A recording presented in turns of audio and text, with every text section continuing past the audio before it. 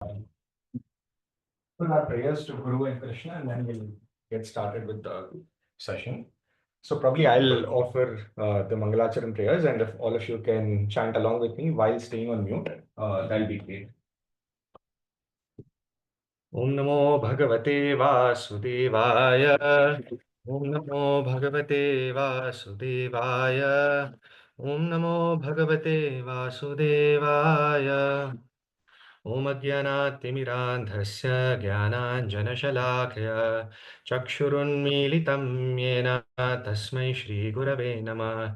Shri Chaitanya Manobhishtam Stapitam Yena Bhutale Swayam Rupa Gadamahyam Darati Swapadantikam Vandeham Shri Gurum Shri Utapadakamalaam Shri Gurum Vaishnavamscha Shri Rupam Sagrajatam Sahagana Raghunathanvitam Tam Sajivam Sadvaitam Savadutam Parijana Sahitam Krishna Chaitanya Devam Shri Radha Krishna Padan Sahagana Lalita Shri Vishakhanvitam Sha हे कृष्ण करुणा सिंधु दीनबंधु जगत्पते गोपेश गोपिका कांत राधा कांत नमोस्तुते तप्त कांचन गौरंगी राधे वृंदावनेश्वरी ऋषभानुसुते देवी प्रणमामि हरिप्रिये वाञ्छाकल्पतरुभ्यस्य कृपा सिन्धुभ्य एव च पतितानां पावनेभ्यो वैष्णवेभ्यो नमो नमः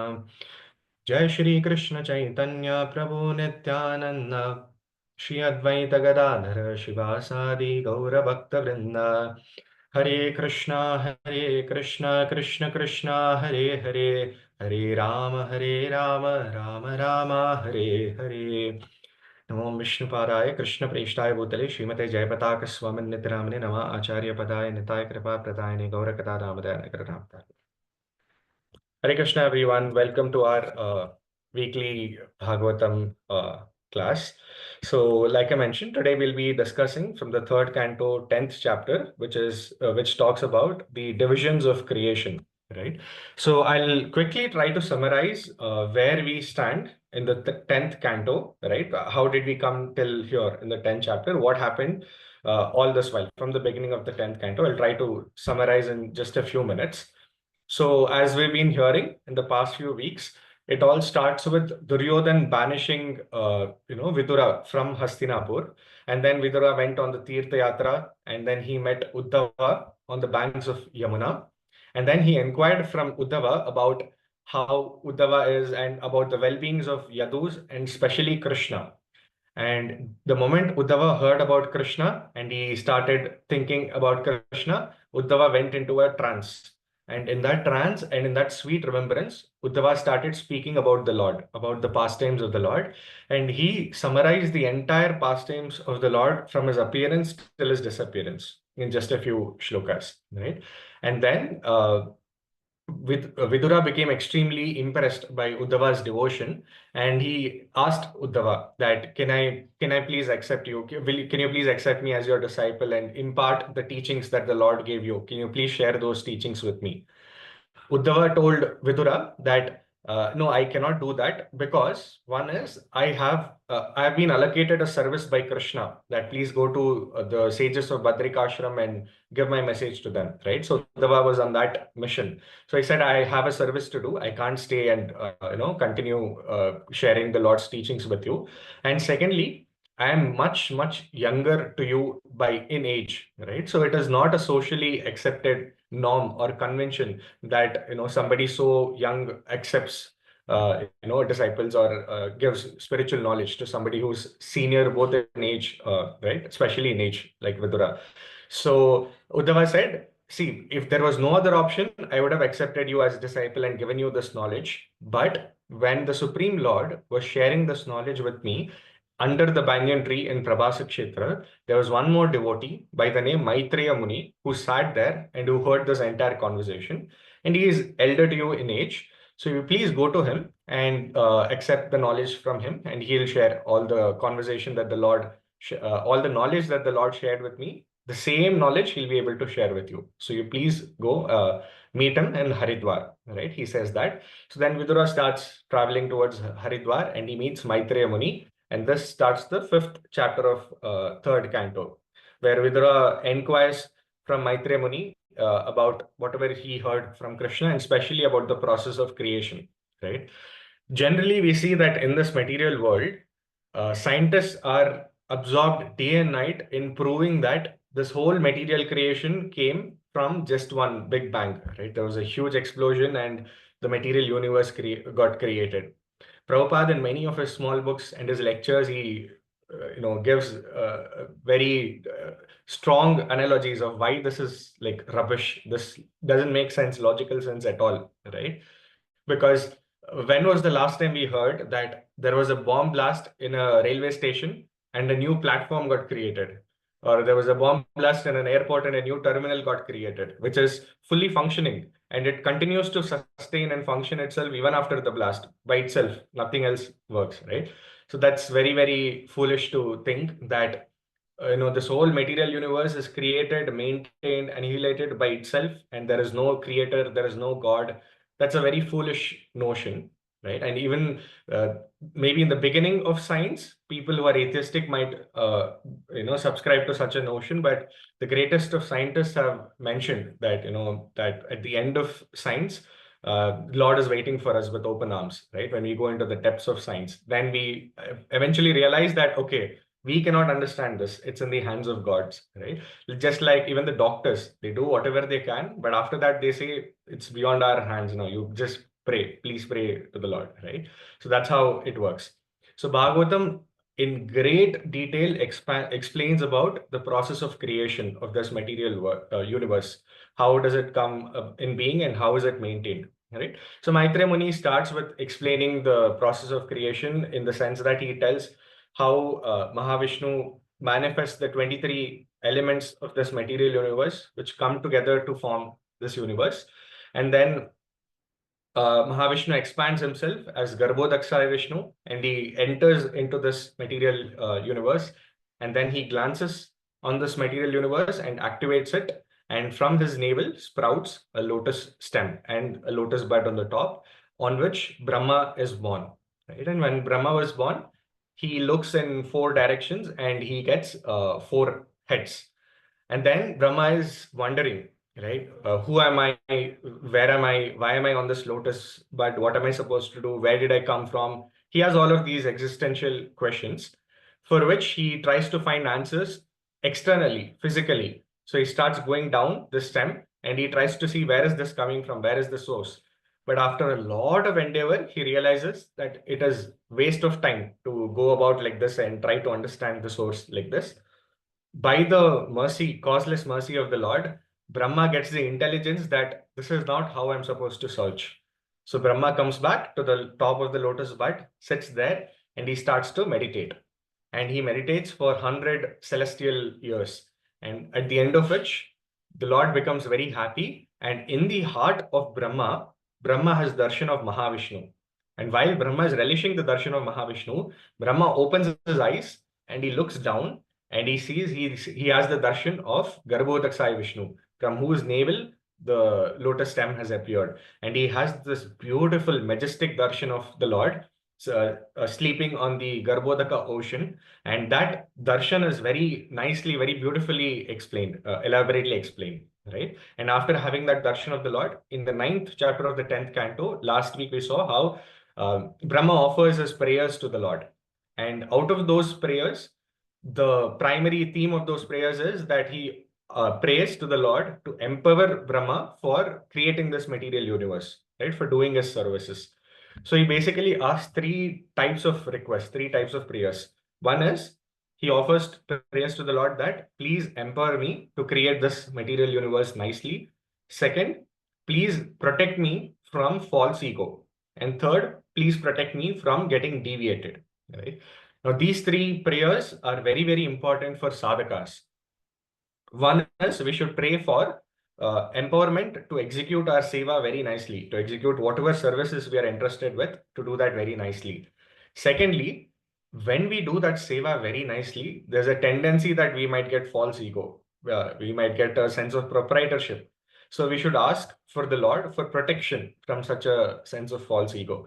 And thirdly, when we indulge in doing that seva very nicely, very creatively, and we even start getting success in that seva, we tend to get deviate from the sound vibration of the Vedas, deviate from the parampara, right, and develop a independent sort of a mood, which is again very, very destructive, right? So this is a very healthy mix in a prayer where we ask for empowerment from the Lord and protection from the Lord so that we don't fall down, right? And it is very important for us as sadhakas to have a healthy fear of fall down, right? It's not that we are fearing fall down and we become hopeless and we think, oh, I'm a fallen soul, there's nothing I can do, so let me not even try and continue suffering here. That is a hopeless tendency of or hopeless mentality of being fallen, right? Which is not at all ideal. But what is required is a healthy mentality or a healthy fear of fall down, that, oh, I might fall down, let me be cautious, let me be careful, and let me offer prayers to the Lord, which is what Brahma is doing here.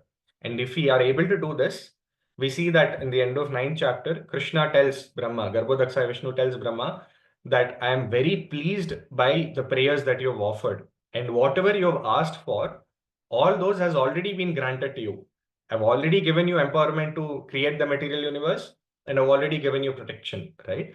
But, and he also tells one more thing, that whoever offers prayers to me just like you have done, Brahma, those people become objects of my affection and all their desires will also get fulfilled, right? So this is a very important lesson for us of how to pray. What is the signs of praying, right? And then we come into the 10th chapter, which we are going to discuss today. It is about how does Brahma create after the prayers that he offered. And this chapter is titled The Divisions of Creation. So we are going to see the 10 divisions of creation, right? So this chapter is a relatively shorter chapter, and this is a very, very technical chapter, a very tactical chapter. But obviously, we'll try to make it more relishable by adding Krishna's pastimes and adding philosophy into it from the Srimad Bhagavatam itself.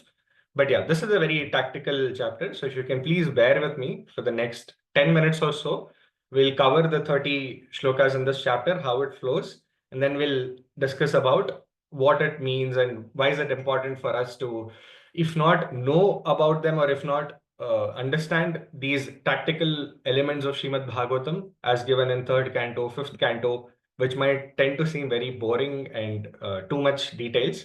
But we'll discuss later in this class about why, even if we don't understand them, it's very, very important for us to be respectful and to be appreciative of the effort that the Lord has taken in creating this material universe for all of us.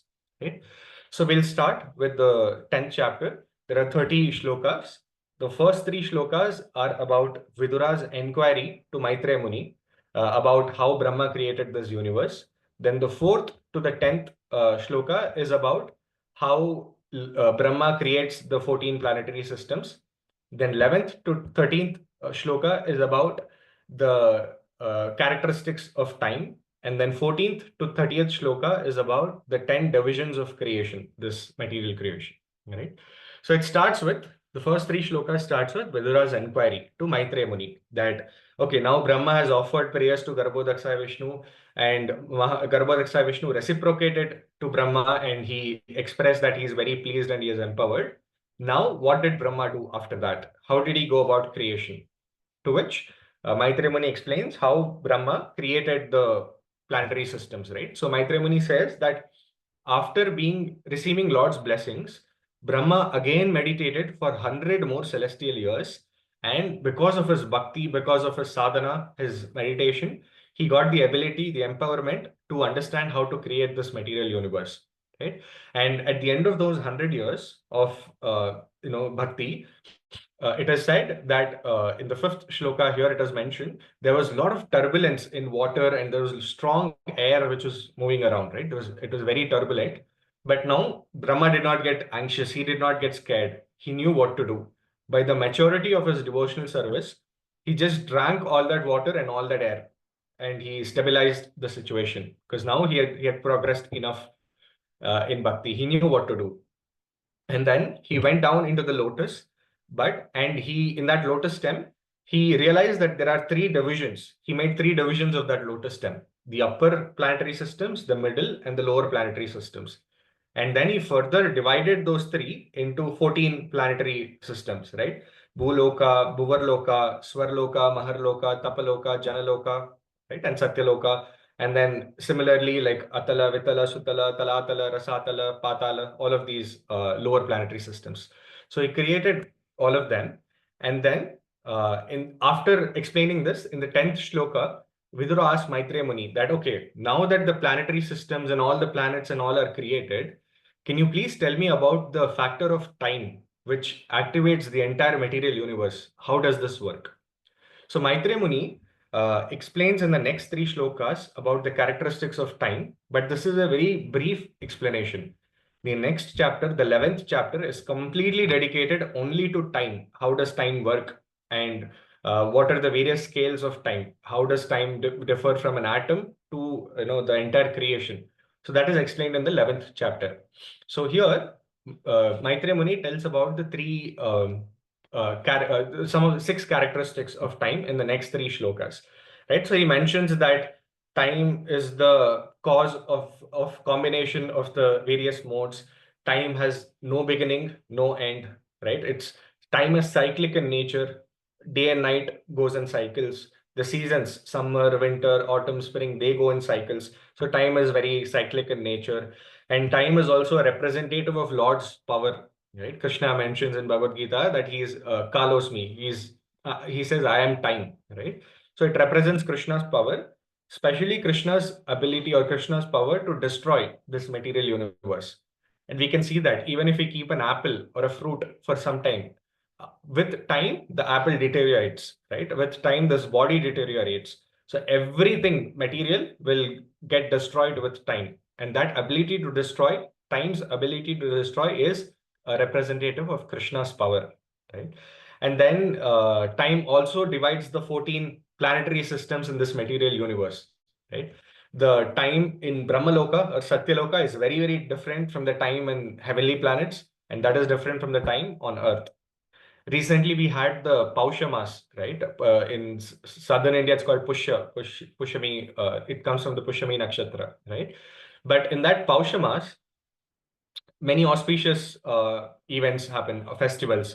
You have the Pausha Ekadashi, which is also called Vaikunta Ekadashi because of the fifth Alvar called Nammalvar, because of his glorious, disappearance. That day, Paushadi Ekadashi becomes, Pausha Putrada Ekadashi becomes Vaikunta Ekadashi. And then we have Makara Sankranti in this month. Then we recently had Mauni Amavasya. Till that Amavasya day, the Pausha Mas happens. So why is Pausha Mas so special?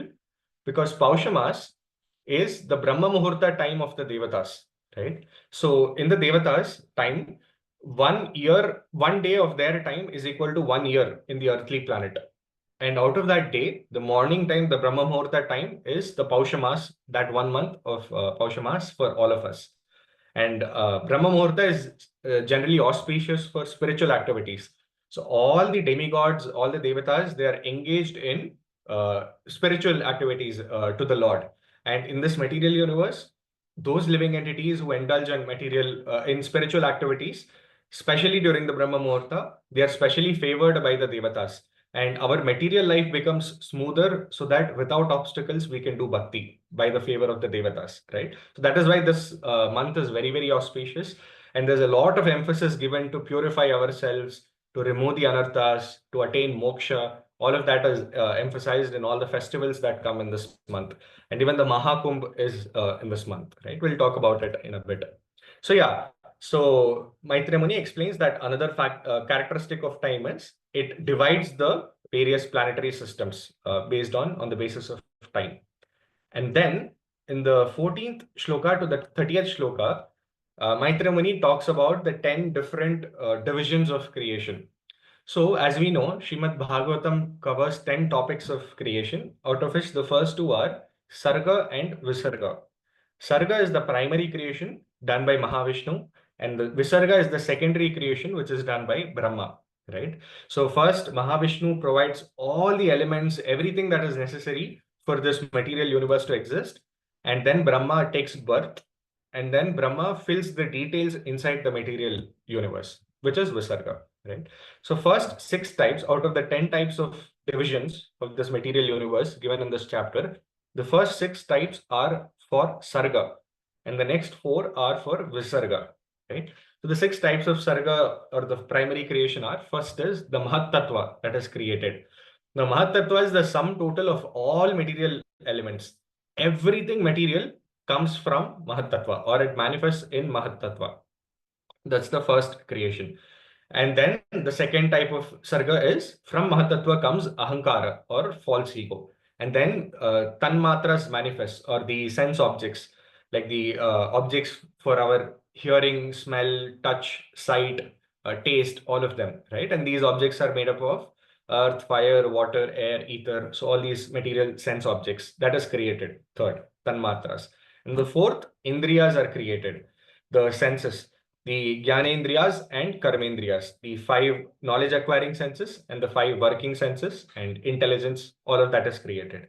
And then the fifth is the Devatas or demigods, they are created and the mind is created. And then sixth is the Avidya Shakti or the Bahiranga Shakti, external potency of the Lord, which orchestrates the all the dealings of this material world, and under whose supervision the material universe functions. So that gets created. So these are the 6 types of primary creation, Sarga. And then Brahma takes birth and he does 3 types of secondary creation, Visarga, right? The 3 types are, first is creation of lower species, which are not humans, like animals, right? And they are categorized by, in terms of how they are nourished. So the animals have horizontal nourishment. They stand on 4 legs and their mouth and their belly, their neck, everything is in one straight line, right? So these lower species have horizontal nourishment. They are the first type of Visarga creation. Second type of Visarga creation that is mentioned is, or second category is vertical nourishment, but vertically upward nourishment. These are the stavaras or immovable species like trees, plants, which don't move. Now they get the nourishment from the root and they get the nourishment from there and they distribute it to all the branches, leaves, fruits, twigs, right? So the nourishment travels vertically upwards. That is for the immovable species, which is second category. The third category is human species, where we get vertical nourishment, but that is vertically downwards. We eat from the mouth and then the whole body gets nourished downwards, right? So this is the third category. And then finally, so we saw 6 types of Sarga creations, 3 divisions of Visarga creation. Now the fourth division of Visarga creation, right, is the 8 divisions of the heavenly species, heavenly living entities, right? We have Vibhutas, Pitras, Asuras, Gandharvas, Apsaras, Yakshas, Rakshasas, Kinkaras, Kimpurushas, all of them, right? Vidyadharas. So all of these divisions of Devatas, they form the 10th division of creation. So in this way, Krishna provides all the facilities of this material universe, and Brahma creates these living entities and he fills the material universe with the planetary systems and the living entities, right? And this completes the 10th chapter, right? We are practically done with the class for today of third canto 10th chapter, but we'll take the next few minutes to sort of appreciate why the Lord is going through all of this trouble, why the Lord is creating such a perfect system, mechanism, of this material universe. What is the purpose, right? So, as we all know, the only sole purpose why this material universe is created is for all of us. It is Lord wanted to facilitate, the fulfillment of our material desires, our desires to enjoy independently from the Lord. But more importantly, this material universe has been created for our purification, right? Everything in this material universe is supposed to help us in purifying our anarthas and purifying our material conditioning. This is very similar to a prison. That is why material world is compared to a jail or a prison, right?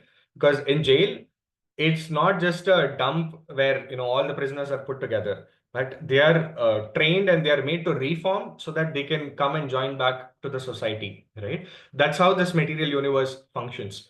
So if for us just to hear these tactical details, it is so boring and we are like, "Oh, I have better things to do. Why should I hear about these things?" Right? Then Krishna has taken the effort to put all of these systems together in place only for us, out of compassion and mercy for us, right? So we'll try to understand for the next few minutes how Krishna is so merciful in removing our anarthas, in helping the conditioned souls, especially like me, to overcome our anarthas and go back to Him in the spiritual world, right?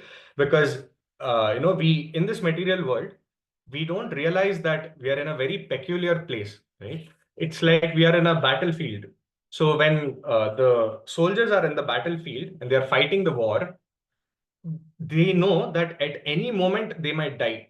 One arrow might hit them, one weapon, one strategy goes wrong and they're dead. They can die any moment in the war. They are aware. So they're always conscious, they're always alert, they're always on their guard, doing their duty, fighting, right? And similarly, in this material world, our situation is also like that. We can die any moment, right? We Nobody knows how things will take a turn.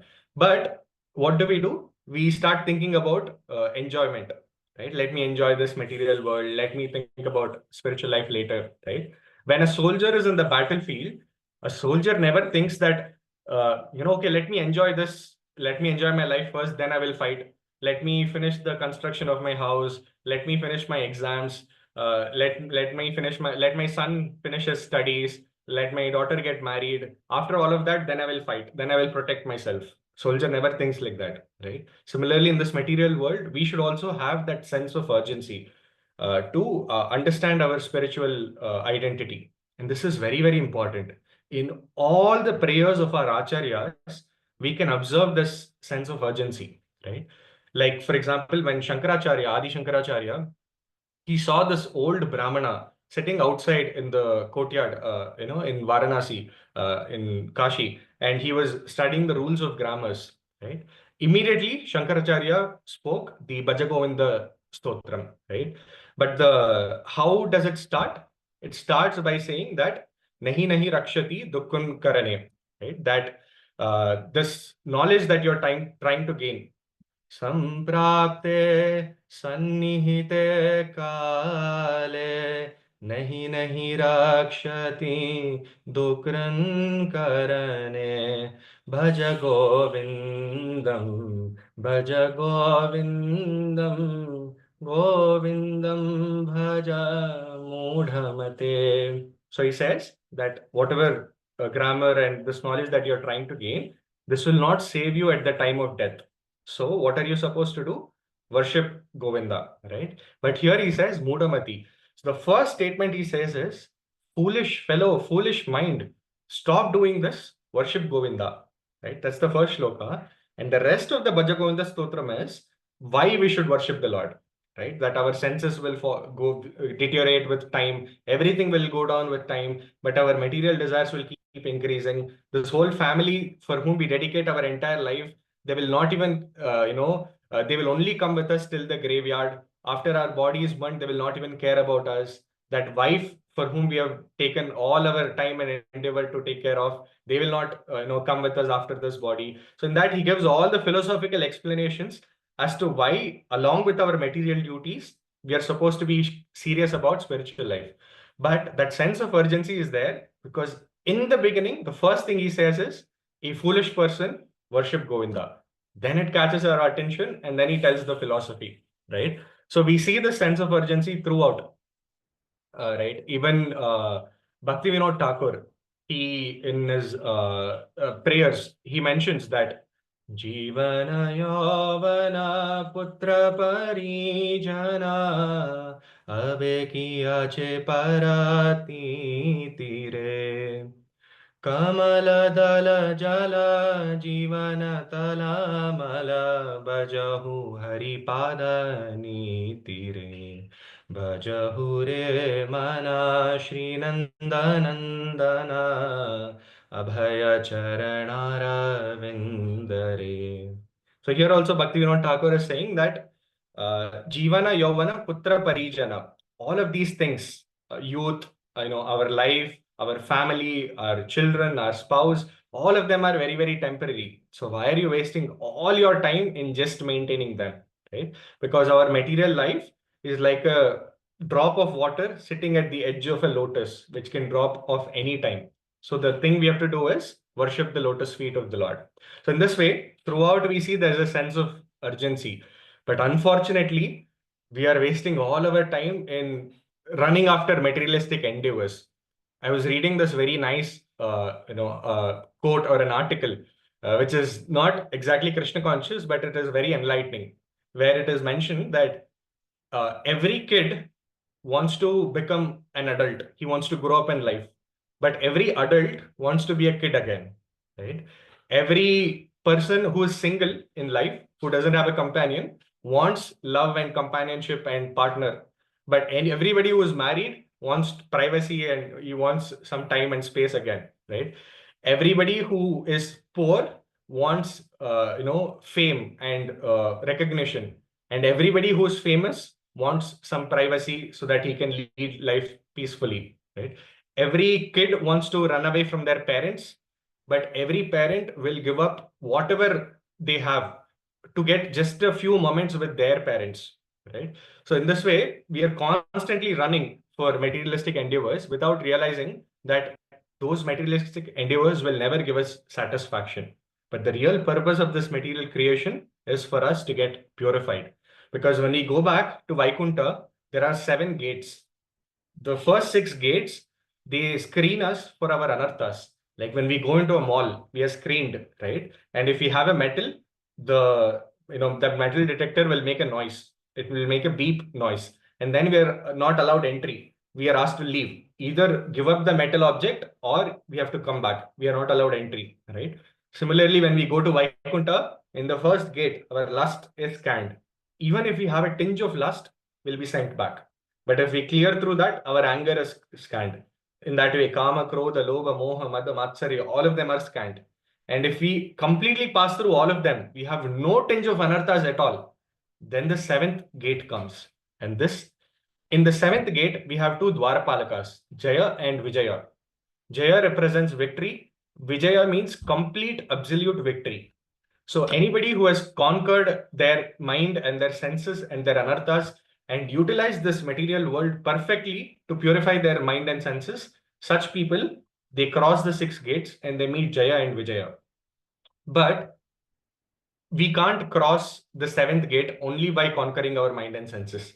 We see this in the third canto, we'll see this again later on, where the Chatur Kumaras, they were impersonalists, they were Gyanis, but they were completely self-controlled and self-realized beings. So they crossed all the 6 gates, but they were stopped in the 7th gate because to cross the 7th gate, we need bhakti. And Jay Vijay did not, and Sanat Kumaras did not have bhakti. So Jay Vijay gave other reason that you people are very small and you're not dressed appropriately and all that. But the real reason why Sanat Kumaras could not enter the 7th gate and have darshan of the Lord was because Sanat Kumaras did not have bhakti. So in this material universe, every difficulty, every challenge, every experience that we undergo should be to purify ourselves from the 6 anarthas and to develop devotion for the Lord. Because only when we do that, we get entry into the spiritual world. And this we see with the Sanat Kumaras also. How did they get the darshan of the Lord? When the Lord comes to them, they don't see the Lord directly. Something very special happens. This is mentioned in the third canto, I think 15th chapter, 43rd shloka, where it is mentioned, यस्यारविन्दनयनस्य पदारविन्दं किञ्जल्कमिश्रतुलसीमकरन्दवायो अन्तर्गतस्वविवरेण चकार तेषां संक्षोभमक्षरजुषामपि चित्ततन्वे. So it is mentioned, Yasyaravinda Nayanasya Padaravindam. That lotus-eyed Lord's lotus feet, when that came closer, Kinjalka Mishra Tulasi. Kinjalka means the toe of the Lord. Now, the toe of the Lord had very nice fragrance, and that Mishra that got mixed with the fragrance of Tulasi that was there on the toe of the Lord. And Antargataha, when that fragrance of Tulasi mixed with Krishna's lotus feet, when that spiritual fragrance combined and it entered the nostrils of the Chatur Kumaras, Antargata Swavivarena Chakaratesham, then Sankshobham, that caused a change in Apichitta Tanvai. it caused a change in the mind and the body and the consciousness of the Chatur Kumaras, in spite of them being Akshara Jusham, in spite of them being impersonalists, Mayavadis, right? Still, in their heart, a change came and they became devotees because of that fragrance of the lotus feet of the Lord. So, only by the mercy of the lotus feet of the Lord's lotus feet, only by that mercy, the Chatur Kumaras became devotees. And by that, they got the ability to have darshan of the Lord, right? So this is the whole essence of it, right? That we get purification, we get bhakti only by the mercy of Krishna's lotus feet, right? Now, all of us are running to Kumbh Mela, right? We all want to be there. It's a very big mega event where the whole world is coming there. But why is Kumbh Mela so auspicious? Because in this time, especially in the Mahakumbh, in the Triveni Sangam, it is said that Amrit is accessible there, and it is called Amrit Snan or Shahi Snan. And when we take bath there, all our anarthas are removed and we get moksha. That is the belief. But if you think about it, we just go there, take a dip, take some dust, and come back and continue the same materialistic life. How can we get moksha? When we are screened in the Vaikuntha Dwaras, how can we cross it? That is not possible, right? This is why Vishwanath Chakravarti Thakur, Srila Vishwanath Chakravarti Thakur, he says, the real Triveni Sangam is the lotus feet of Krishna. In Triveni, you have Ganga, Yamuna, and Saraswati, right? So Ganga flows in white color, Yamuna flows in dark complexion, and Saraswati, which is underground, flows in reddish complexion. So the upper part of Krishna's lotus feet, which is dark, that represents Yamuna. The white toenails of Krishna represents Ganga. And his bottom part, the sole of Krishna's feet, which is reddish, pinkish, that represents Saraswati.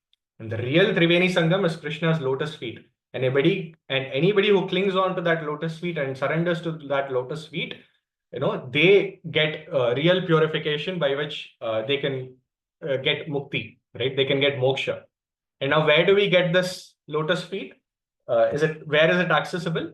Brahma, as he mentions in his prayers, Advaitamachyutamanadimanantarupam Adyam Purana Purusham Navayavvanam Cha Vedeshu Durlabhamadurlabhamatma Bhakto Govindamadi Purusham Tamaham Bhajami. So he says, Vedeshu Durlabham Adurlabham Atma Bhakto. To find Krishna and his lotus feet in the Vedas or anywhere else is very, very rare. It is very difficult, but it is very easy to find Krishna's lotus feet in the heart of a devotee, right? And when we hear from the lotus mouth of such Vaishnavas, from such devotees, that is when real purification of anarthas happens.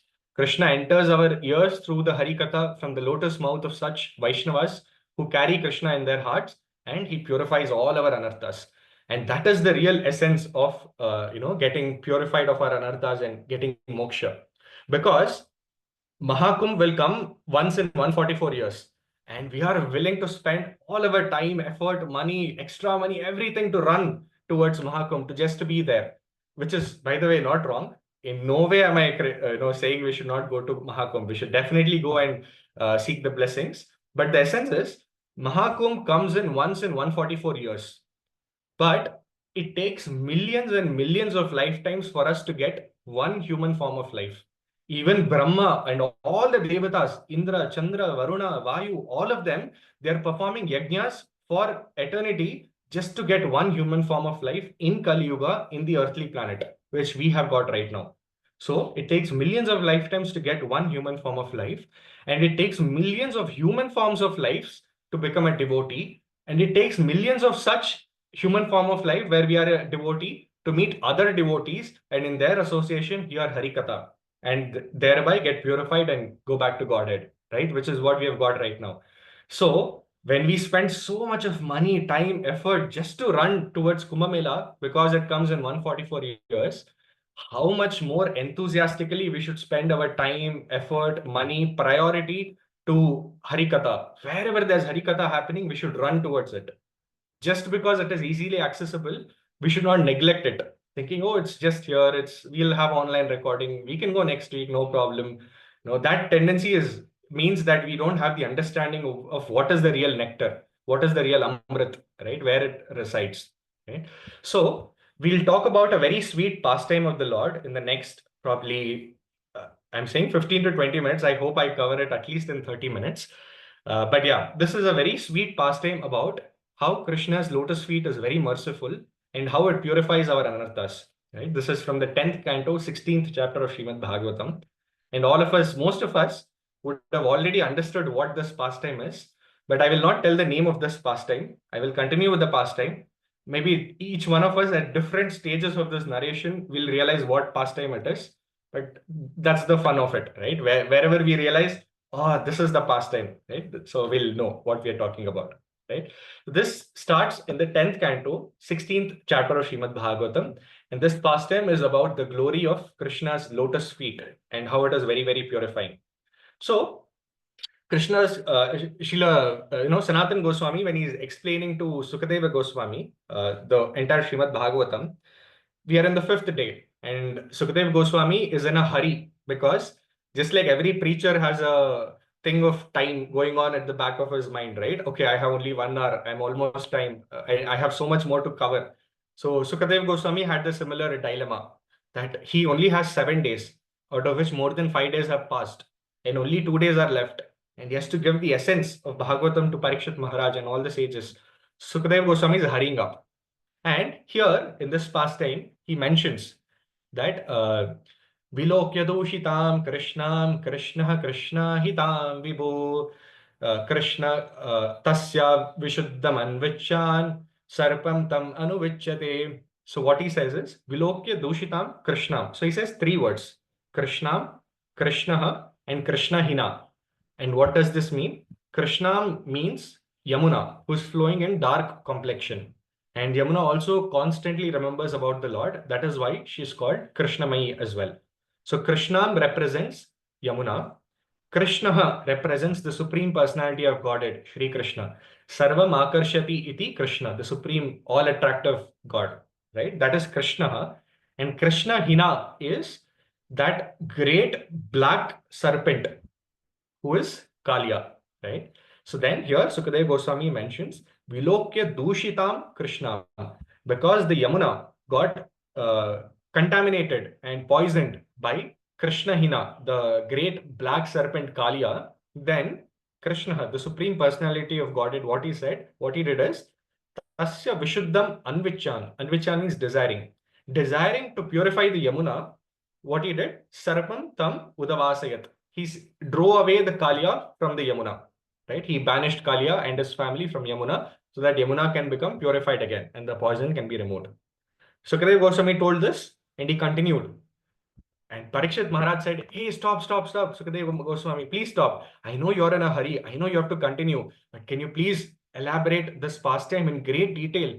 Who was Kalia? Why did he come there? How did Lord banish? I want to know in more detail. And then, Sukadeva Goswami then continues and he describes the entire pastime of Kalia in detail, right? He becomes happy with the curiosity of Parikshit Maharaj, even in that tendency, even in that situation, right? This is a very important lesson for us, right? When we go to a restaurant or when we go to some devotee's house and there's a nice buffet of items, prasadam arranged, right? If you are hungry, we'll relish all of those items, right? If you're not hungry, then how many of our items are there? We'll not be able to relish. We can't even see the food. But if you are hungry, even if there is khichdi and papad that we get in the temple, that we will take second serving, third serving, again and again we'll eat. We'll enjoy very nicely because we have the hunger. Similarly, when we have hunger to hear about the Lord, to know about the Lord, to serve the Lord, then even one limb of bhakti, we can practice it throughout our life and we'll perfect it.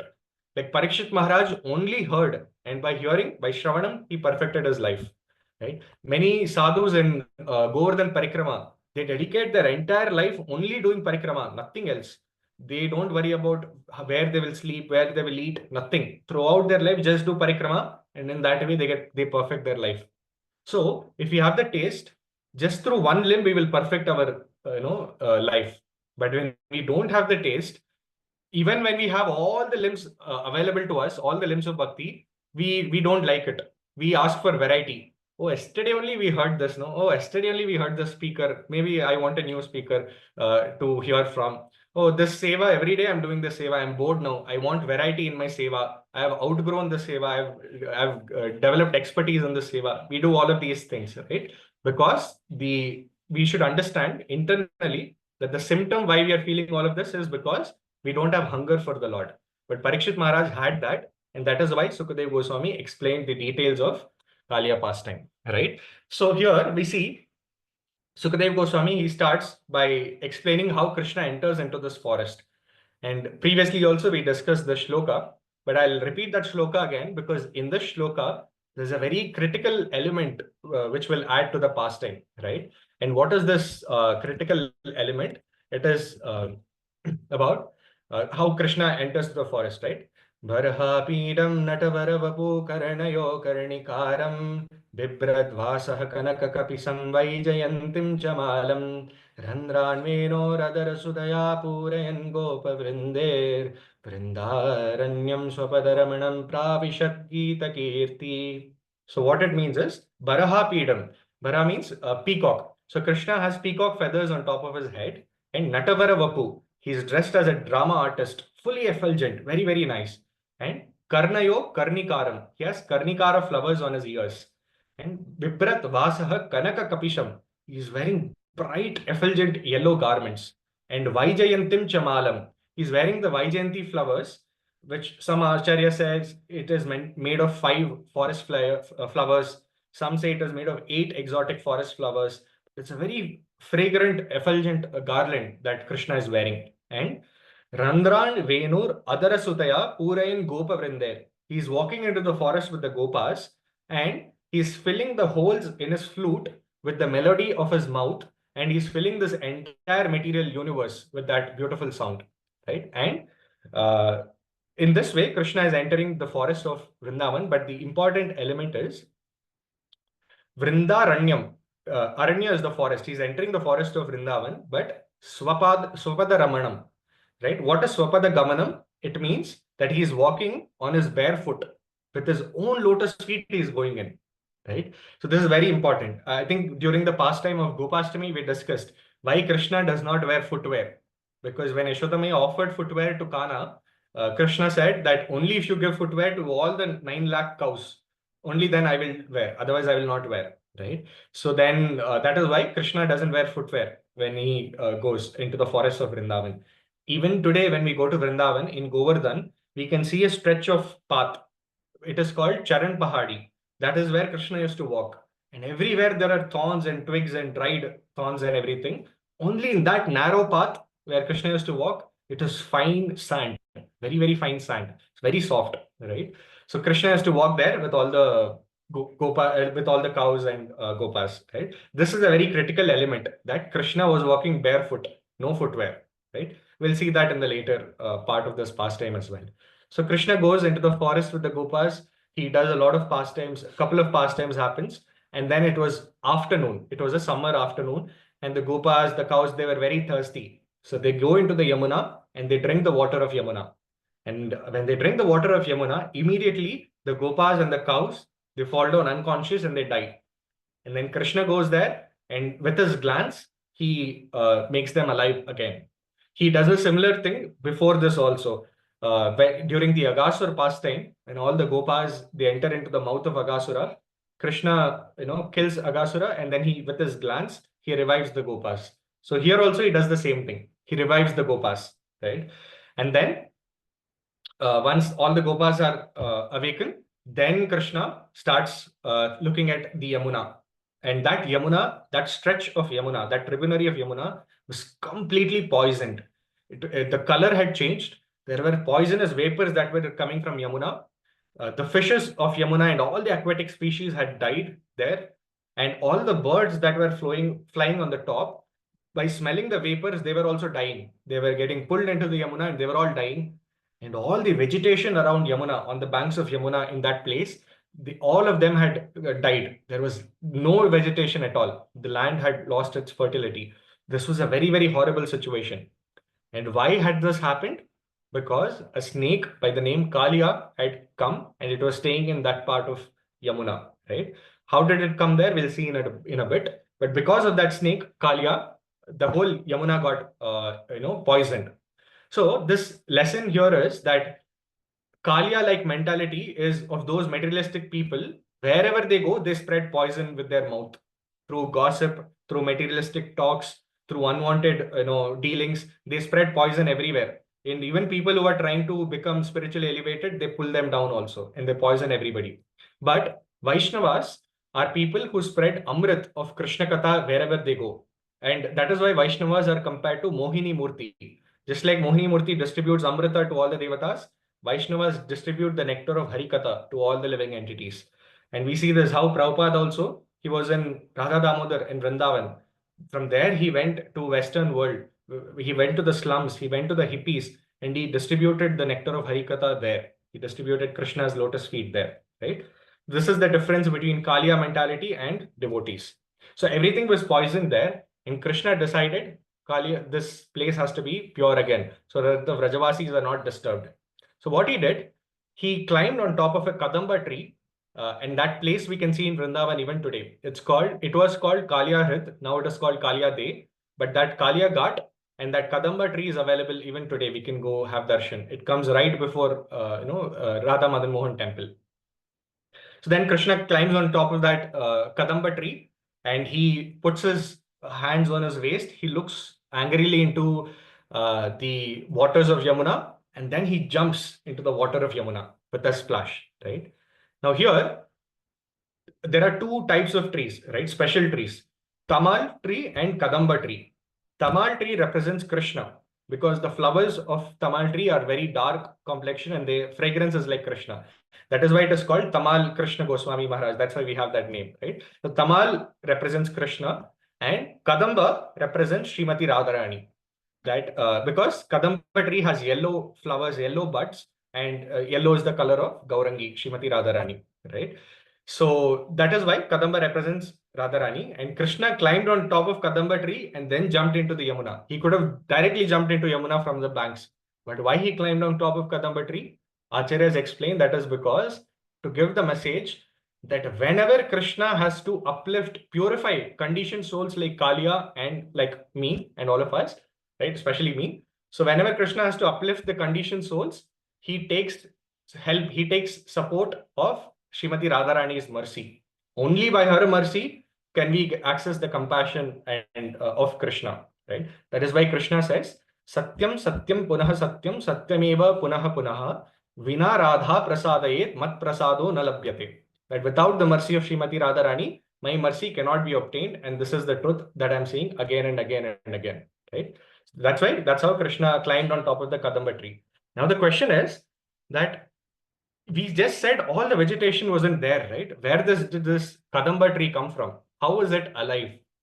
So that was because when Garuda was carrying the the nectar in the kumbh, where it fell in the four drops fell in the four tirthas, and we have the four places of kumbh, right? In Prayagraj, Ujjain, Haridwar, and Nasik. So apart from these four places, there was one other place where Garuda dropped one drop of nectar, and that was on this tree, on the Kadamba tree. He dropped it here, realizing that in the future, Krishna will climb this tree and jump into the Yamuna to purify Kaliya, to banish Kaliya and send him away. So Garuda realized that. That is why he dropped one drop of nectar here, right? And Garuda is a very integral part of this pastime, of the whole Kaliya pastime, right? So we'll just talk about that in a bit, in a while, right? Later, how Garuda is involved in this pastime. But because of that nectar drop, that tree was still alive. And even today, when we go to Kalia Ghat, we can see in that tree, there's a shape like a pot, a very nice, distinct shape of a pot. We can even Google that tree and we can see that, right? And Rajavasis, they do parikrama of that tree. It is believed even today there is nectar in that tree, Amrit in that tree, right? So yeah, that tree is alive. But what is the lesson here? The lesson is that, even though everybody around us, they go down with the poison of this material universe, if we remain strong in Krishna consciousness, just like that tree remained strong, then that time is not far away when Krishna will come and he will place his lotus feet on us, just like he placed the lotus feet on that tree. So no matter what obstacles we are going through, we should remain strong in bhakti and not get poisoned away. Right? Then Krishna stands there and he jumps into the Yamuna. And when he jumps, there's a huge splash. And Sukadev Goswami mentions the water of Yamuna spread out 100 yards on either side. That huge splash. So that shows that Krishna was very heavy. Now, Krishna we know is Bhagavan. And Bhagavan, one of the aspects, Bhagavan is Aishwaryasya Samagrasya Viryasya Yashasa Shriyo Jnana Vairagyayos Shannam Bhagam Itim Ganam. Bhagavan is someone who is full in six opulences, which are strength, knowledge, fame, beauty, wealth, renunciation. These are the six opulences. Out of which strength is one opulence of the Lord. So Krishna is all powerful. He's very, very strong, very heavy. And the lesson here is because Krishna is heavy, those devotees who always carry Krishna in their heart, they're also very grave, they're very heavy. You don't see them to be distracted too easily. They're very, very grave and they're always philosophical. Even devotees who are, in general, very soft-hearted, very jovial by nature, like Amog Leela Prabhu and all of them, right? So even such devotees also, they're very, very strong in their philosophy. You will never see them deviating. You will never see them becoming too happy in happy situations or too sad in difficult situations. They're always stable, sthita prajnas, right? Why? Because they carry Krishna in their heart. It is like if we have a bunch of papers and if you have the paper weight that is on top of the paper. If the paper weight is very light, small wind, the papers will fly away. The paper weight is heavy, no matter how many winds come, even if thunderstorms comes, if the paper weight is strong enough, the papers won't move. Similarly, when we carry Krishna in our heart, the wind of materialistic distractions will not deviate us if Krishna is there in our heart. And that is why, the word guru means, one of the meanings of the word guru is heavy. In Sanskrit, there are two terms, guru and lagu. They're used to explain different syllables, right? Lagu means light and guru means heavy. So why is guru called heavy? Because guru always carries Krishna in his heart. That person who always carries that heavy Krishna in their heart is called guru. Right? So Krishna jumped into the Yamuna and the water spread out. And then Krishna started dancing and he started actually swimming in the Yamuna. Right? And all the gopas are worried. Oh my God, we just drank a few drops of water and we almost died. We died. And Krishna has jumped into the Yamuna. They're all scared. The gopas and the cows, they're all looking fearfully. And it is mentioned the Devatas from the above, they came there to see Krishna jumped into the Yamuna. But the Devatas were very scared and they were watching by hiding behind the clouds. Why? Because they thought that now Kalia is going to come and he's going to fight Krishna. If Kalia kills Krishna and Krishna gets killed in the hands of Kalia, then Kalia will look at us and he will see, oh, you guys came to support Krishna, no? Now you see what I will do. And Kalia will get angry at us and he'll punish us. So it's better we hide. If Kalia wins, we'll go back to our heavenly kingdom as if nothing happened. If Krishna wins, we'll come out and say, oh, we were there, Krishna, we were standing here, right? So that's how, although Devatas are empowered personalities of the Lord, but they still have faults. They are still conditioned, right? We see Devatas committing mistakes again and again. But on the contrary, the Vrajavasis are very, very different. We'll see how the Vrajavasis reacted. When Krishna was dancing, when Krishna was swimming in the Yamuna and playing and splashing around, by the sound of Krishna jumping into the Yamuna, Kalia got very, very angry. He got to know that, okay, somebody has come in my property to trouble me, right? So Kalia thought this part of Yamuna belongs to me. Nobody is supposed to come here. This is our tendency also. This is our mentality also, right? We take Krishna's land, we build a house on top of it and call it our house. We take Krishna's jivas and we say my wife, my son, my husband. We take Krishna's money and we say my money, my wealth. We take Krishna's resources, Krishna's talent, and we say my ability, right? We take everything of Krishna and then we put a board outside the house saying trespassers will be prosecuted. Nobody is supposed to come, right? That is our mentality, which is what Kalia is also doing, right? That this is my Yamuna. How can Krishna jump into this, right? How can somebody enter? So Kalia got very angry and he came to see who is this. Then he saw the small baby boy, Krishna. And the moment he saw Krishna, for a fraction of a second, he got attracted by the beauty of Krishna. Thought, hey, who is this boy? He's so beautiful, so mesmerizing. But immediately he realized, doesn't matter who he is my enemy. He has jumped into my waters without telling me, I have to kill him. Right? But because he had that momentary attraction, our Acharyas mentioned, especially Sridhar Goswami, who is the original commentator of Bhagavatam, he explains the reason why all the other demons in Vrindavan, they were killed. Kalia was only one of those few demons which are not killed, but it was just purified and it was banished, right? That is because Kalia had this initial attraction towards Krishna. So Krishna, somehow he will find some reason to give us mercy, right? That's how compassionate the Lord is. So Kalia went and Kalia caught Krishna and he caught Krishna tightly and he coiled around Krishna with his tail. Tightly he held Krishna. The moment Kalia held Krishna, all the Gopas were very, very scared. And the whole environment in Vrindavan changed. The omens, there were all apashakuns, all bad omens. There were thunderstorms, lightings, everything was very bad, right? The planetary positions were very bad. And the Vrajavasis saw this, who were there in their homes in Vrindavan. They saw this. And the moment they saw all these negative omens and everything, the first thing they thought is Krishna has gone to the forest without Balaram. Balaram is with us. That day, Balaram did not go. So Krishna has gone alone to the forest with all the Gopas. We hope nothing wrong has happened with Krishna. Let us run and check if Krishna is okay or not. This is what Nanda Maharaj and Yashoda Maya thought, and all the Gopas and Gopis of Vrindavan. This is what they thought. See, generally, when we see bad omens or apashagun, what do? We think, oh my God, what will happen to me? Will I be okay? Will I be safe? But the Rajavasis are thinking, is Krishna safe? And it makes sense for Yashodamaya and Nanda Maharaj to think, is their son safe? But other Gopas and Gopis, whose sons have also gone with Krishna, they are not thinking, is my son safe? They are thinking, is Krishna safe? Nanda Maharaj and Yashodamaya's son Krishna, is he safe or not? That is the tendency of Rajavasis. That is the, love that the Vrajavasis have. And we can see in contrast how the Devatas are different. But, if you think about it, what can negative omens and upshaguns and planetary positions, what can it do to Krishna, right? So, there's this very beautiful shloka that is given by Harish Chandra Mahaprabhu, right? Harivansh Mahaprabhu. So he is the founder of Radha Vallabh Sampradaya. And this Shri Hit Harivansh Mahaprabhu, he is considered to be an incarnation of Krishna's Venu, the flute of Krishna, right? And that's one of the prominent sampradayas in Vrindavan. So that Harivansh Prabhu, Mahaprabhu, he in his writings, he mentions this, that he uses astrology to explain the glories of Krishna. Where he says, Dvadasha Chandra Kritastala Mangala Buddha Viruddha Suruguru Baka Yadi Dashama Bhavana Bhrughusuta Manda Suketu Janamake Aka अष्टम राहु चतुर्थ दिवामणि तौ हरिवंश करतना शंका जो भय कृष्ण चरण मन अर्पित तौ करी है कहा नवग्रह राका.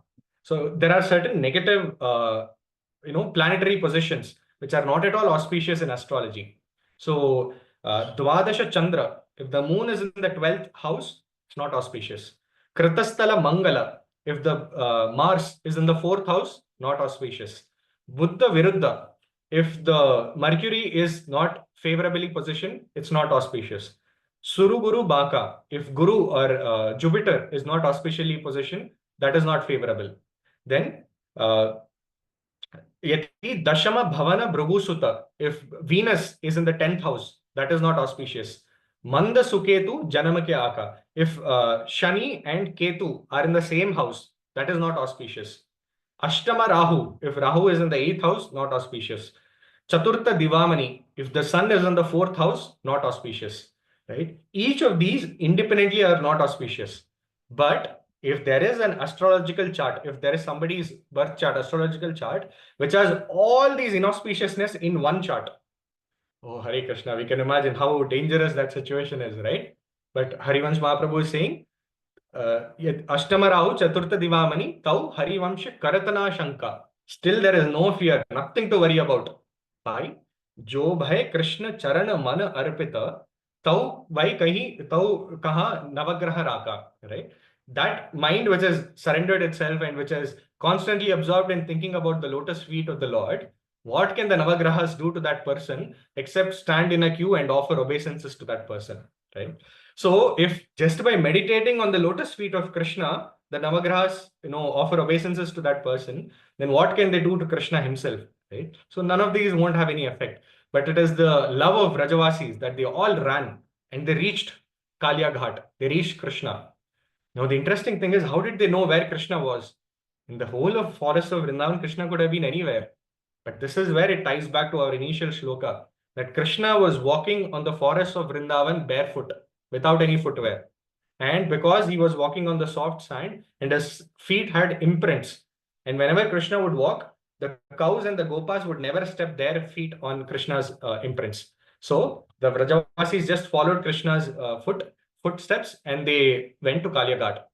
And there they saw Krishna tightly held by Kalia. And seeing that, all the gopas, gopis, they started howling, crying.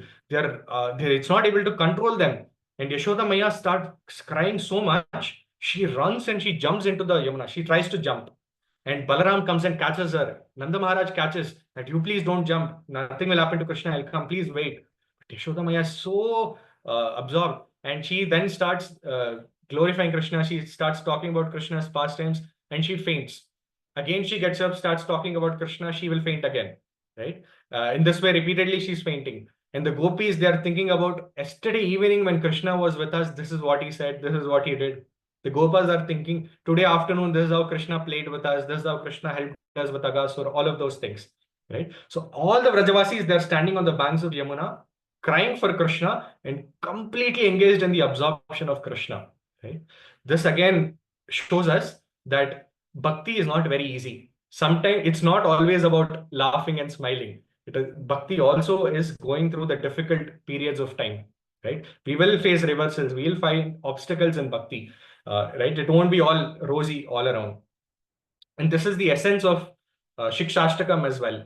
Mahaprabhu, the only 8 shlokas that he left is Shikshashtakam, right? Nothing else he left. In that, if you see the flow, how does it flow? Starts with Param Vijayate Shri Krishna Sankirtanam.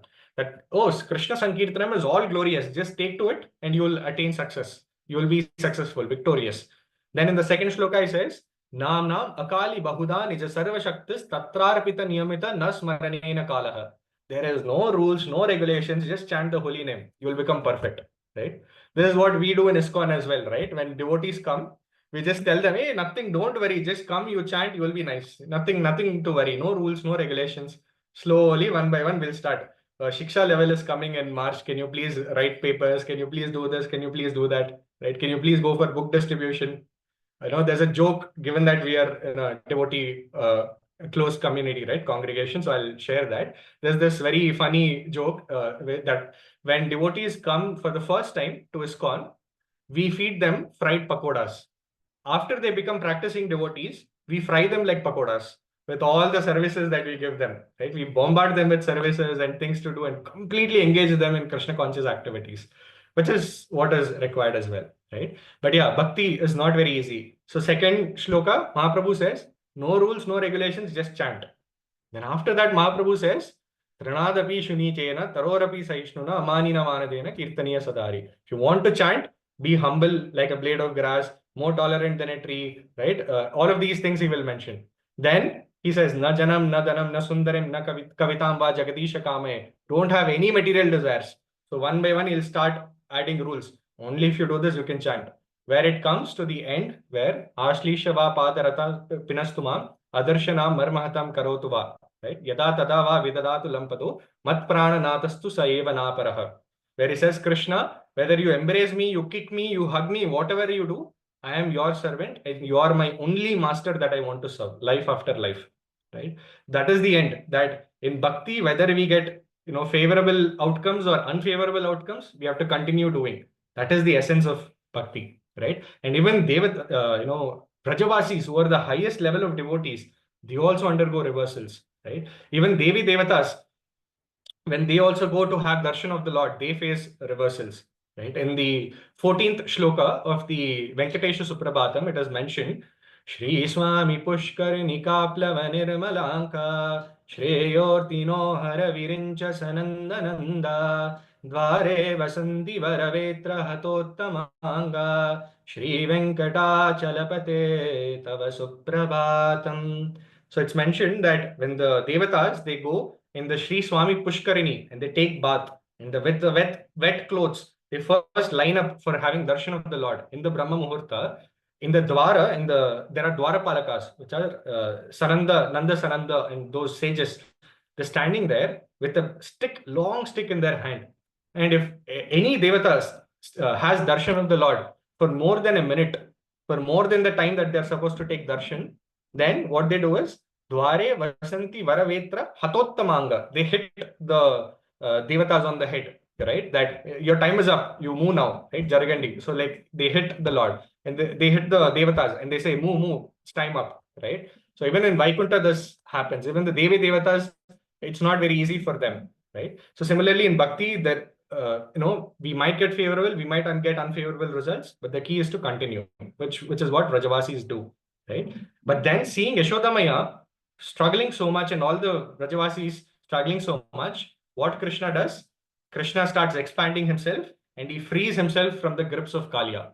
And very interestingly, Sukadev Goswami mentions this in the 10th canto, 16th chapter, that Kaliya held Krishna for 2 hours. For 2 full hours, Kaliya tightly held Krishna.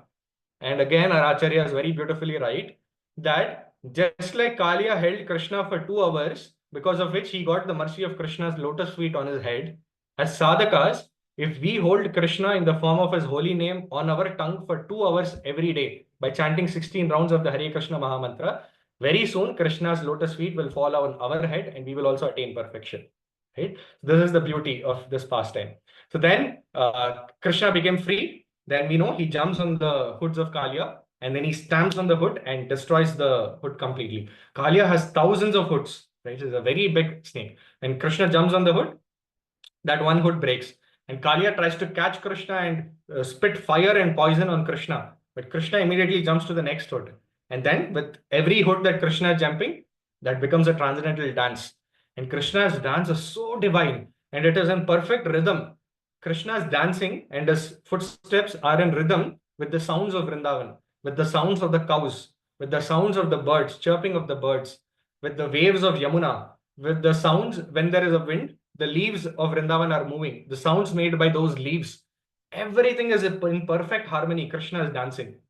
Sometimes when we do Kartal and Mridanga, we find it difficult to coordinate. No, Kartal goes somewhere, Mridanga goes somewhere, the singer is singing something, and we find it very difficult. Krishna is an expert dancer. And all the Devi Devatas, they are offering flowers, prayers, hymns to the Lord from the top. And Krishna's beautiful dance. And all the Vrajavasis are soaking in the beauty of Krishna, right? This is our Krishna. Krishna is a perfect drama artist, Natavara Vapu. He wants a full audience before he can start performing. Prabhupada said you can preach even to the walls, start speaking to the walls. That is how devotees are. Krishna wants a full audience. Unless every last member of the audience doesn't come, I will wait. I will stay in the grasp of Kaliya. The moment, okay, the house is full, everybody everywhere are full, then he will start his dance performance, great cultural performance. That's how Krishna attracts all the living entities. And then when he was jumping on Kaliya like this and killed all his hoods, then the Nagapatnis come there when Kaliya was about to die. And the Nagapatnis offer very, very beautiful prayers to Krishna. In the interest of time, you're not able to discuss that in detail. But the Nagapatnis, they tell Krishna that, Krishna, see, Brahma, Indra, Chandra, Varuna, Lakshmi, all of those great personalities, they are also not able to understand who you are. They are not able to realize you, right?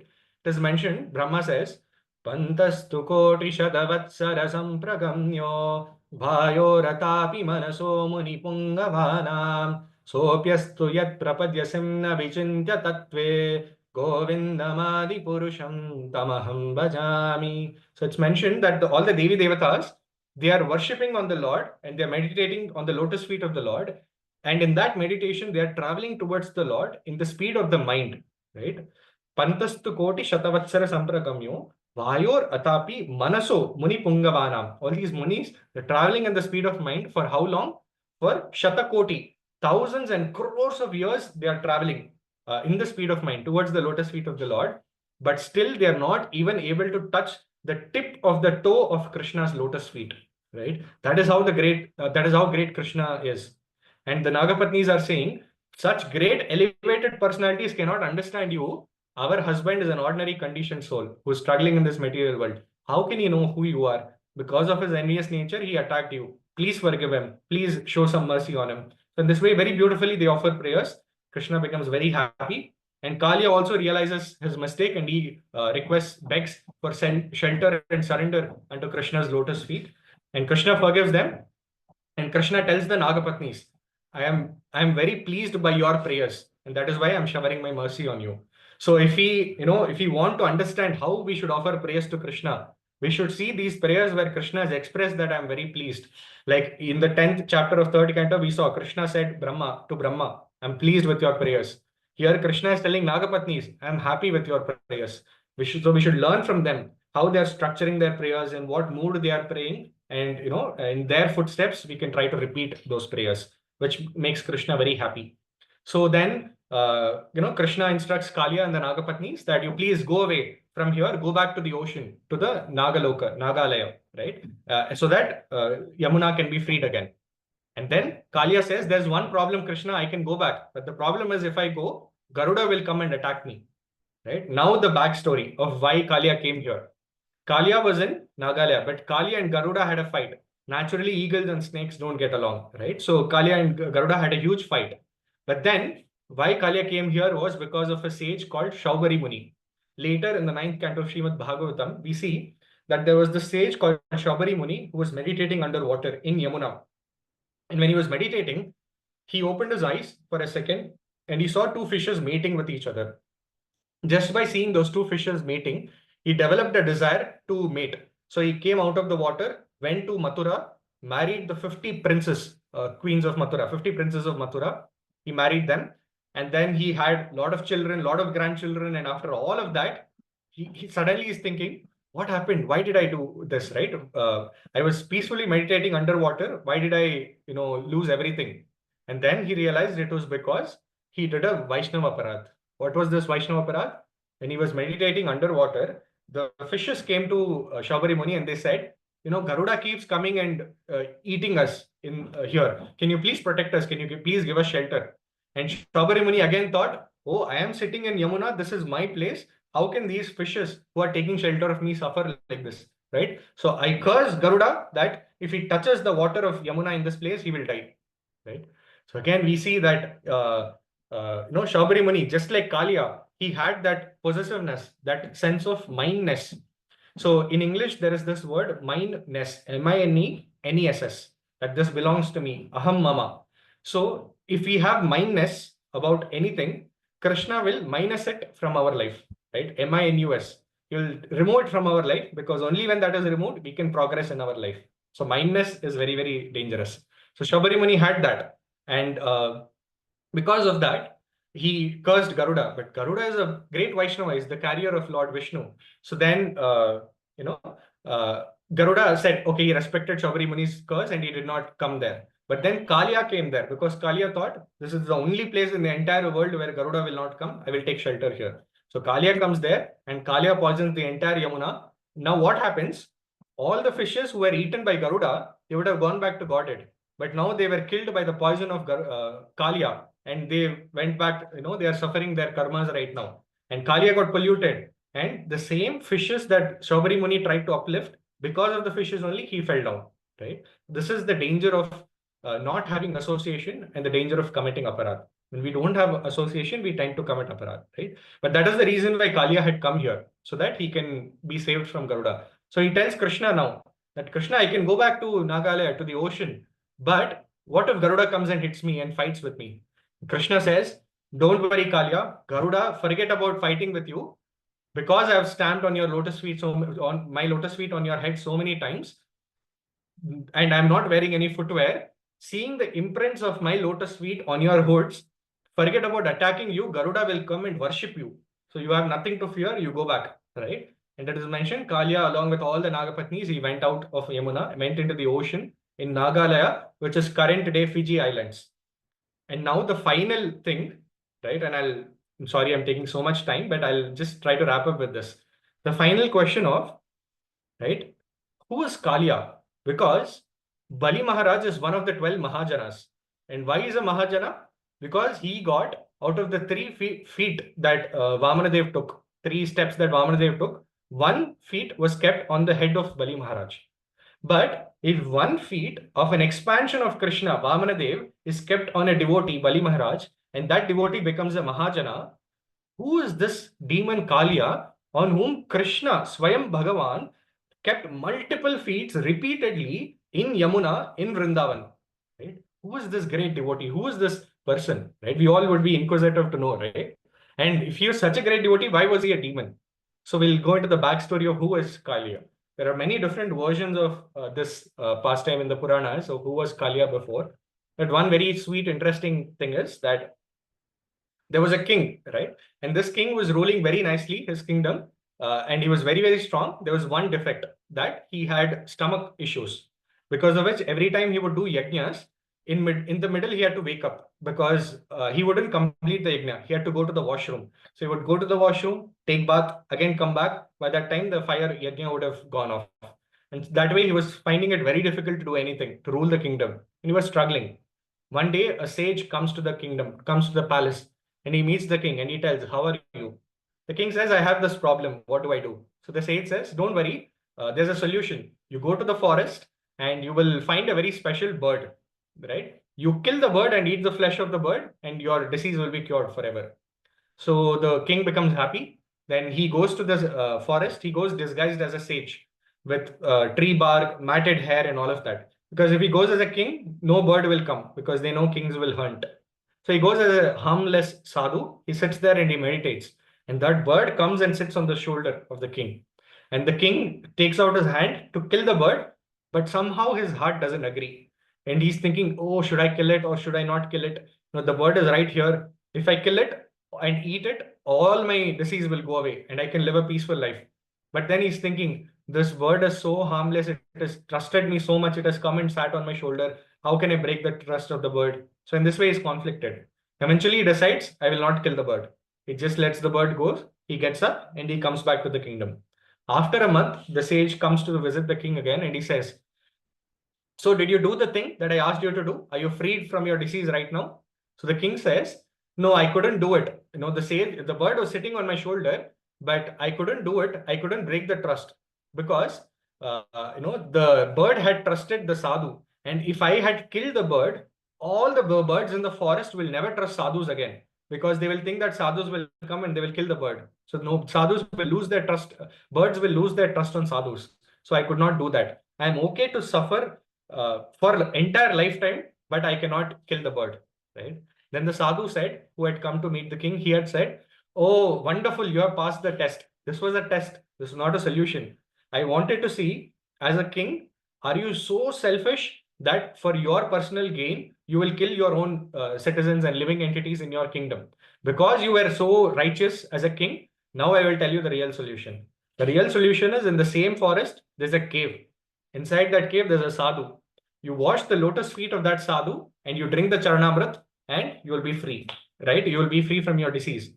So the king becomes very happy. He goes to the forest, he goes to the cave and he calls the sadhu, "Please come out. I'm the king of this area." The sadhu says, "I don't care who you are. I'm meditating. I can't come." So the king says, "Okay, what to do?" Then he says, "Okay, you don't come out. Just give out your leg. I want to wash your feet, lotus feet and take the charnamrit." So the sadhu sticks out his right foot from the cave. And the king sees that this right feet, it has a lot of hair grown, it has a lot of pores, and it's very, very dirty, very bad smelling, foul smelling, right? So the king looks at that and he thinks, because sadhus, they are sitting in the caves and meditating for many, many years. They don't care about their body, right? So the king looks at it and he's thinking, "Oh my God, what is this? How can I wash this?" So then the king asks, "Okay, maybe the left foot is better than the right foot." He asks the sadhu, "Please give out your left foot." Then the sadhu gives out the left foot. On the left foot, there was leprosy. So there were boils, there was pus, there was worms, and the bones had melted. It was very, very bad. The king looked at that and he thought, maybe I should have killed the bird. Maybe that was better than this. Because as devotees, we run for Charnamrit. Whenever there is Charnamrit after Abhishekam, we say, "Can you please give Charnamrit?" Why? Because in that Charnamrit, there is honey, there is curd, there is dry fruits, there is anjeer, there is juices, everything.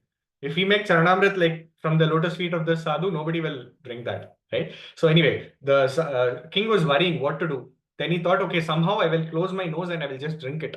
So he washes the feet of the sadhu because he can't say, "Give me the third feet." There are only two feet. So he washes the lotus feet of the sadhu, collects the charnamrit, closes his nose, and tries to drink.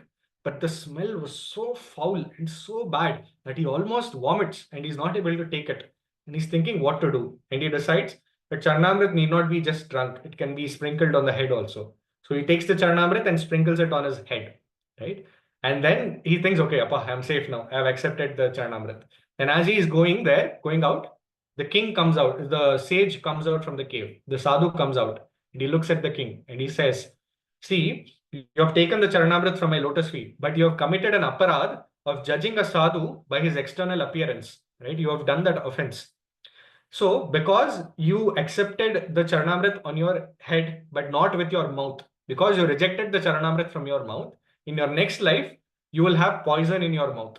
But because you accepted the Charanamrit on your head, you will have nectar on your head, the Amrit on your head, right? And that king became Kalia, from whose mouth poison emanated, but from whose head, on whose head, the imprints of lotus feet of Sri Krishna was there, right? So this is the pastime of Kalia. Now, what did Kalia do to get such great fortune? Nothing. He just put Charnamrit on his head. So this is the purport of all the shlokas in Bhagavad Gita. This pastime can fit to any shloka, whether it is Neha Vikramana Shosti, little bit of endeavor you do, I will take care. Whether it is Sarvadharman Parityajya, whether it is Ananyas Chintayanto Mam, whether it is Tesham Satata Yuktanam, any shloka that you take, this pastime perfectly fits as a purport that little bit of endeavor and surrender to Krishna's lotus feet, and he can give us the greatest benediction. And the real Amrit, real nectar is Krishna's lotus feet. So some of us might go to Kumbh Mela, some of us might not. But even if we don't go, we should realize that the real nectar is in Hari Katha and hearing Krishna's pastimes in the association of devotees like we're doing right now. Right? I'm extremely over time, so I'll stop here. And sincere apologies for not keeping a track of time. Yeah, I'll stop. Hari Krishna. Thank you so much. Tantara Srimad Bhagavatam ki jai. Naresh, bro, thank you for the wonderful session. Though the chapter was too technical, too short, probably, but I think you took us on a different ride, no, the importance of Kumbh Mela, why it happens, and what is more important than being at Kumbh Mela, and the wonderful pastime over Kalia, and you took us to a different dimensions. I don't think so. At least I have never heard of all these things which are connected to Kalia pastime. So a really wonderful session. Thank you for this session, Prabhu. So if anybody is having any questions, if time is permitting, we can take some questions, and maybe if someone is having other engagements, so maybe people can drop off. Any questions from anyone?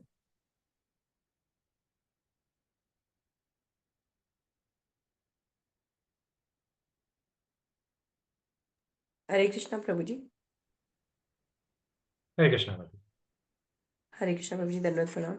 Then, Prabhuji, very wonderful class. Seriously, we have not heard about that feat of Krishna also, how you have told, and very nice because many people are running to take bath in Kumbh, and how you have explained that very wonderfully.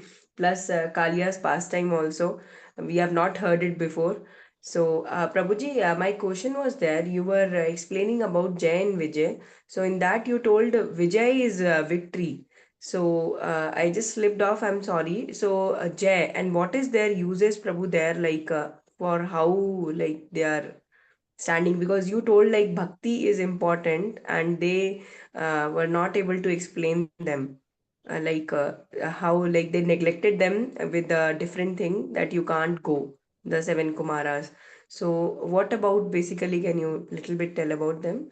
yeah, Mataji. So Vaikuntha Ekadashi is basically we think that there's Vaikuntha Dwar, and if we just cross that Dwar, we can go into Vaikuntha, right? But that Vaikuntha Dwar, why it came was because Nammalwar left his body on that day, on Paushaputra the Ekadashi day, and Vishnu personally came to the seventh gate, to the entrance of Vaikuntha, and he held the hand of Nammalwar and took him inside. So the belief is that just by crossing through that Vaikuntha Dwar, we will also attain moksha and we will go back to Vaikuntha. But our scriptures and all the acharyas say that we cannot enter into Vaikuntha unless we purify ourselves of all the anarthas and develop devotion.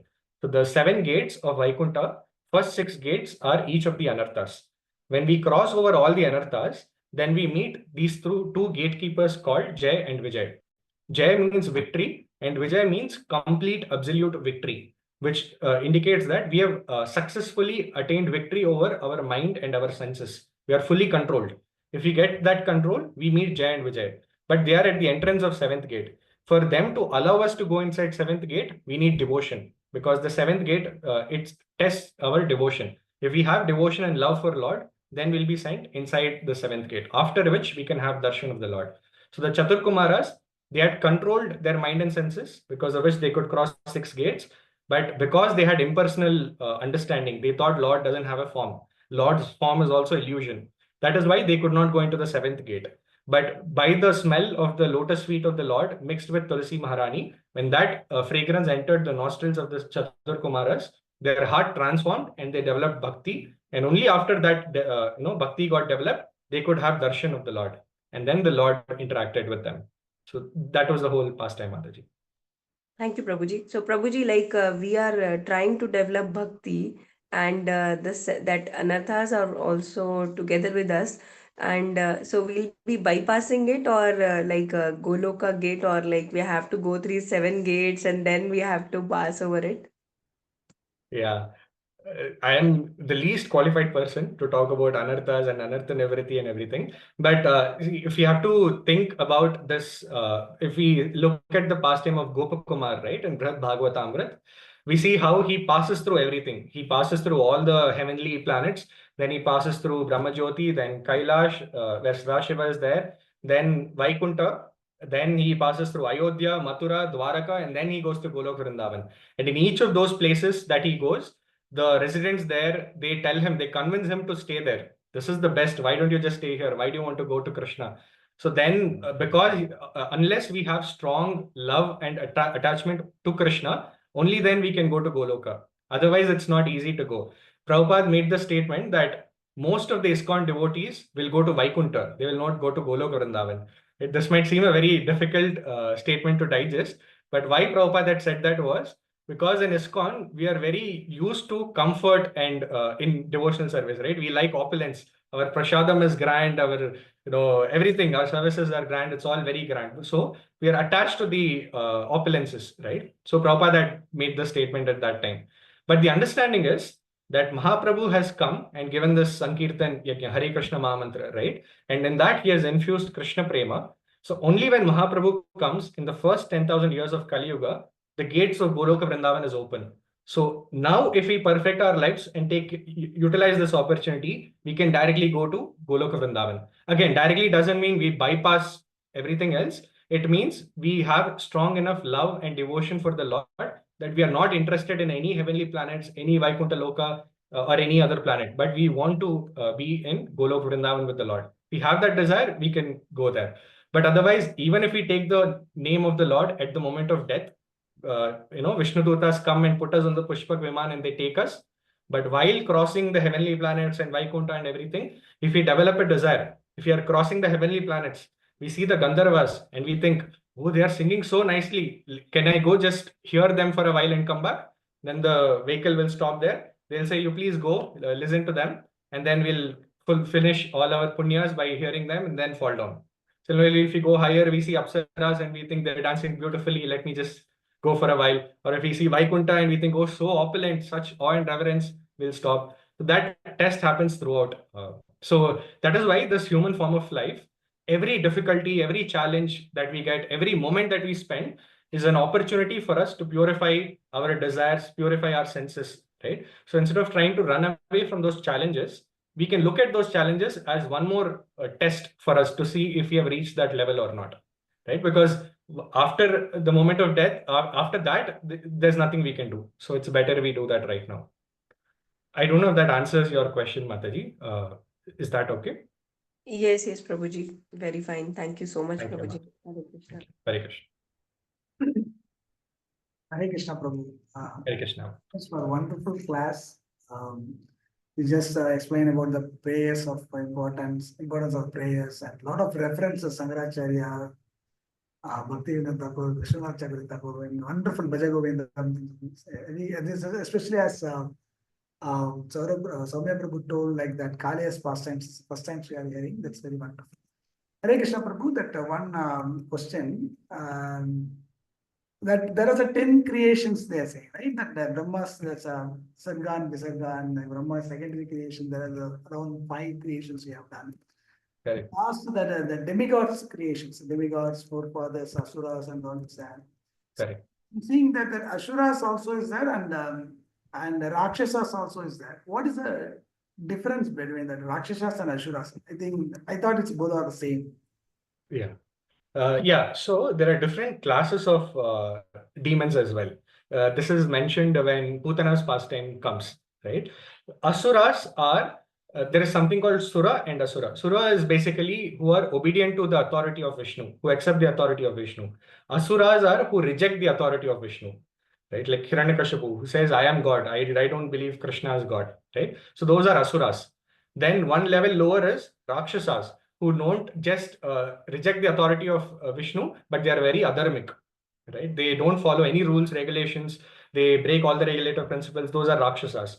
So that there are different levels. And the lowest level is called Baki, right? Which is Putana. So Baki is a Rakshasa who will eat young children, infants, who will kill infants and eat their flesh. For Rakshasas, they will do all negative things, all bad things, but they cannot kill children. They cannot kill infants. That is, they also realize it is bad. But Baki is so fallen that it will even kill infants. That is why when the ministers advised Kamsa that if you have to find Krishna, find all the children who were born in the last 1 month in Mathura, around Mathura. And everybody said, who is the right person who can do that? Find children and kill them. So all of them said, Putana is the only person who can do that because she's a Baki. None of the other demons can do that because they are all Rakshasas or Asuras. They're not in that stage of Baki. So there are different levels, Prabhu, even in Asuras. Thank you, bro. Thank you.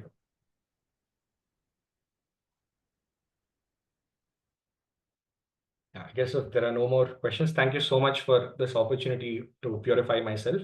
And I say this every time, but hopefully next time I'll be more